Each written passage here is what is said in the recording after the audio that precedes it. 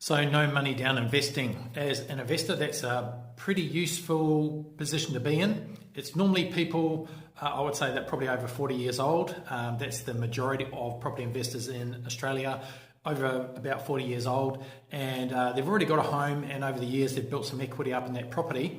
And what normally happens is, instead of coming out with a cash deposit, like say for example a first home buyer might have to do when they buy a first home, instead of doing that, you borrow against the equity in your property, so in your own home. So effectively you're borrowing the deposit, and then you borrow the balance of that loan, the other 90% or so, against the property that you're buying.